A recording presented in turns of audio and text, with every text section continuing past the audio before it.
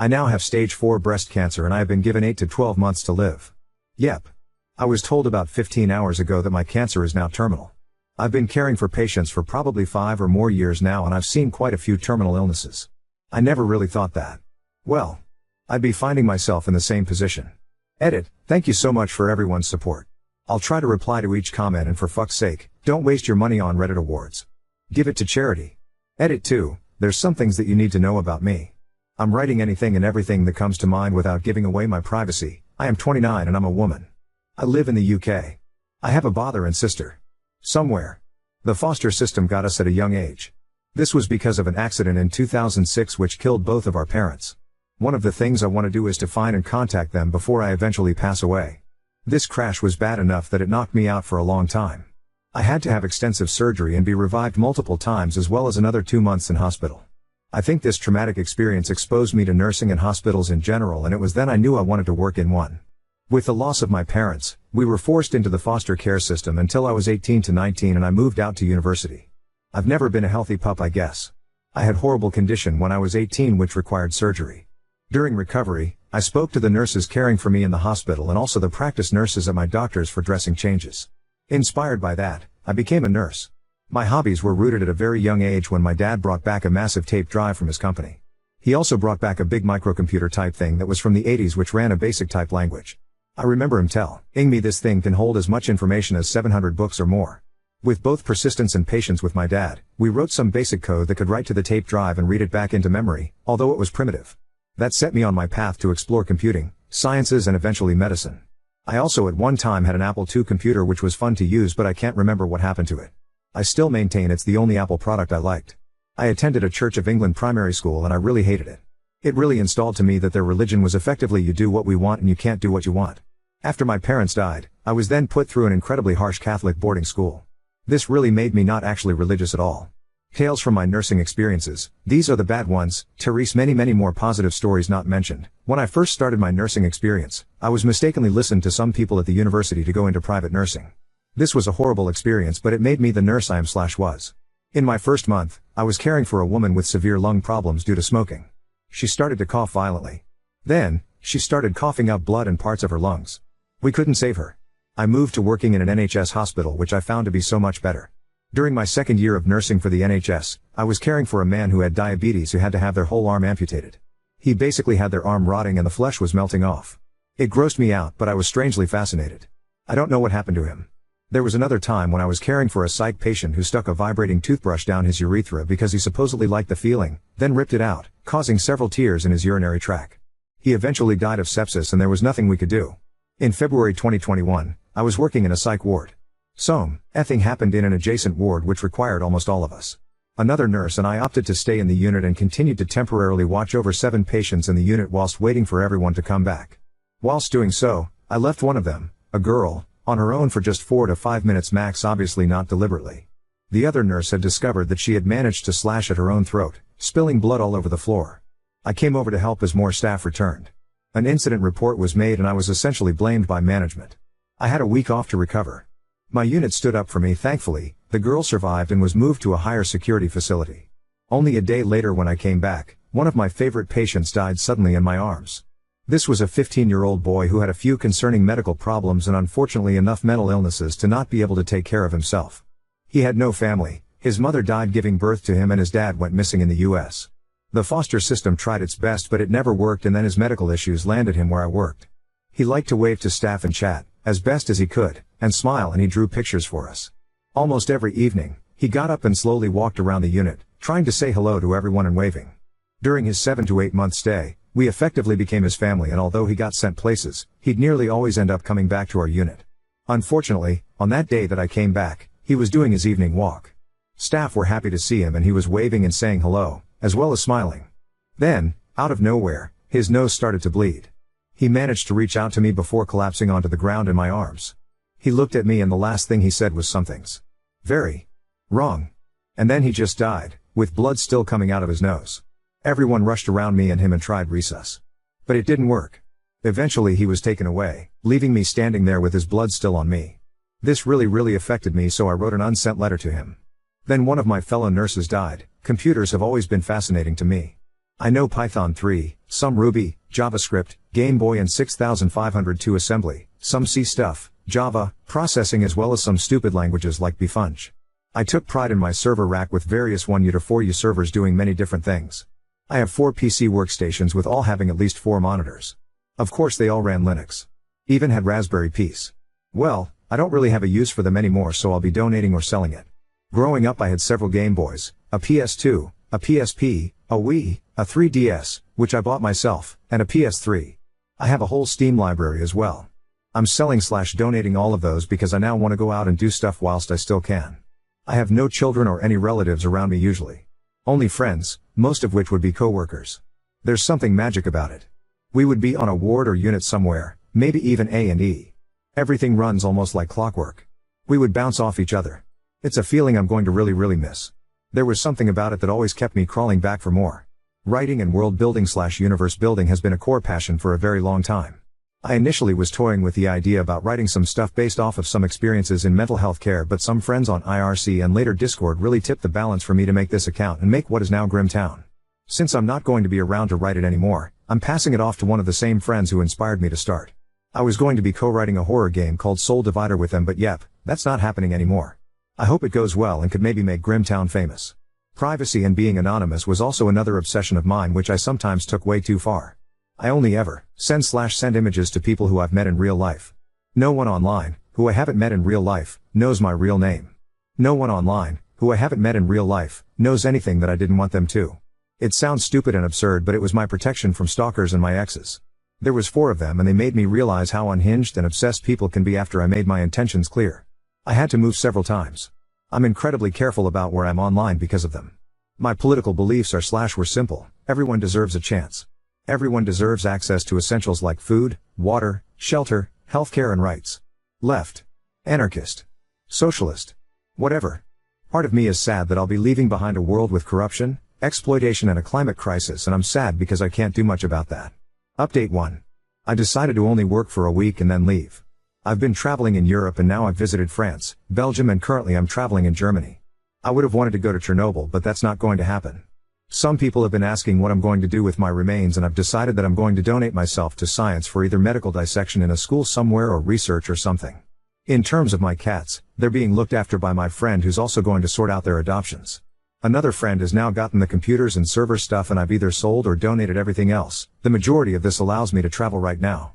I'm about to travel to America and Canada after I've finished here in Germany. Other places I'm going to be going to include Iceland, Sweden, Norway, Spain, Italy, Croatia, Japan, Mexico, New Zealand. For some reason I've always wanted to explore some cool abandoned places, so I'll be sure to do that before I went traveling. I had another scan and my doctor said I might have several extra months as it looks as if it slowed slightly. One thing that surprised me was how many messages I got which were taunting me about how I'm not going to live to 2024. The vast majority of messages have been extremely lovely and supportive, so thank you very much, but I've received way more negative PMs than I'd ever thought. What did surprise me is that I got an 8-page document from one of my exes who found out about my terminal illness, expressing how sorry he was. I think I might meet up and talk when I get back. Again, physically I feel fine. What's annoying is sometimes I wake up in the morning and feel great and forget what I have. Usually I have a very slight aching sensation which I can ignore well, but it's a reminder. My nurse friends/colleges are fucking amazing and have been filling out docs and helping me apply for benefits. My friend who is making a game and who I handed off my writing projects to, has ensured that I'll be hidden somewhere in the game and attributed, which is awesome. This is going to sound weird, but I'll explain. Some of my nurse friends and I have a type of polyamorous sexual relationship and we've been spending some more time together and will be after I get back. And finally, I'm actually getting somewhere for finding my siblings. Now I'm waiting on some archive searches to get back to me. Thoughts on death. My thoughts on death haven't changed much, but something has occurred to me. I have seen what happens in between now and finally dying all too many times. Death isn't the scary part anymore, and as I think about it, it's going to be the slow decline that scares me more. I know what's coming up and I'm really not looking forward to it. It's why I'm trying to do as much as possible before things get too difficult or I can't take care of myself anymore. To be honest, I don't know what's going to happen after death and I'm not going to pretend that I do know. Obviously I'd like to think that there's something. In case I do become a ghost, my friends have jokingly made a list of people to find and haunt, so I'll certainly be doing that if it happens. In addition, I find myself thinking about my friends more than what happens to me. I was told that by some of my patients who have had NDEs, and for some reason back then I thought surely you'll be thinking about what happens next, right? Now, I see what they mean. One surprising thing I've realized is now how honest and blunt I am. I've always wanted to get to a point where I genuinely don't care what other people think of me, but I've done so now because I've realized that it won't matter at all in a year or so. I'm still, thankfully, polite and such, but I do speak my mind about things with less sugarcoating. My attitudes have become more reinforced now. I've always had a sort of fuck it, it'll be fun side to me, and I feel like this is really coming out now as it's turned into fuck it, why not? It won't matter soon. I've realized I feel more alive now than I have before. It's odd, but knowing I'm going to die definitely soon and I can't do anything about it, makes me feel more alive. Lastly, I've been steering clear of any religious people as I do not want them finding out about my situation. I understand that they want to help me and make me feel better, but I really do not want to hear it. The last thing I need is someone telling me that God is looking after me after the years of shit he put me through, if he exists. Update 2. The greatest update though? I have finally found my lost siblings. I'm going to see them in 2 weeks' time, and yes, it's going to get emotional spending 2 days with them. There's going to be way too much to catch up on. My aching sensation is getting slightly more noticeable, but it's still ignorable. There's a small tumor now in my right shoulder, and there could be signs of one near my liver. Unusually, it hasn't gotten to my lungs yet, and no one seems to know why. Also, it seems like I really could have some extra months. Either way, I'm making the most of it. I met up with the ex who sent me those 8 pages, and it was really nice to actually make peace with him. It was a really nice day. Another thing, I finally got arrested. I got really drunk and rowdy at a pub. Surprisingly, the officers were understanding when I told them my situation and when I admitted that it was on my bucket list. I've decided to get my name, birth date, and the cancer diagnosis tattooed on my left upper arm, as I thought it would be useful for when I donate my body to science. I think I'll update it with each scan result. We've also decided to get a list of our nurse friends' family 3 names on our right hip because whenever we'd see each other on a unit or something, we'd place our right hand on our hip, place our left hand on our chest, and tilt our head to the right. I can't really remember why it started, but it became almost like an inside joke and a way to identify each other when we were drenched in PPE. It means a lot to us. There's 9 of us, and we also put what we do and where we first met. Wasn't my idea either, but I love it. Another thing is that I've sold off my car. The guy I sold it to agreed with me to remove the stickers and such so that my friends could have some more money to travel with. I'm going to be honest. I'm really miss having my servers and computers, but I have found a nice compromise. My friends have been asking me to help them set up their own servers. Update 3. Once again in the UK. Went traveling to Iceland, which was awesome. Came back for some more scans and Teresa new result, which is worrying. This is discussed below. Now about my siblings. OMG, they've got kids. And yes, there were lots of tears. My older brother works for us, something I had no idea about. Apparently there's actually people who write the code that makes traffic lights work and communicate with each other. Something I've never really thought about before. There was a long discussion about my situation with my older brother's kids, a boy and a girl about 7 to 9. They talked about it before I arrived and they seemed to understand it.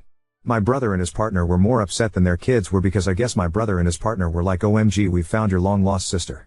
But she's dying. It was a tough conversation to have, especially when his kids started to question why this happens to good people.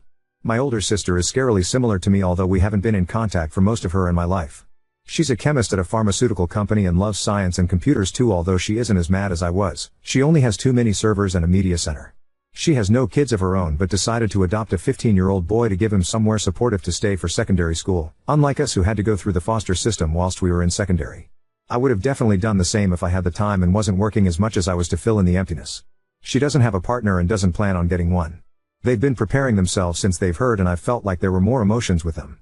Perhaps because it was just us 3? I'm not sure.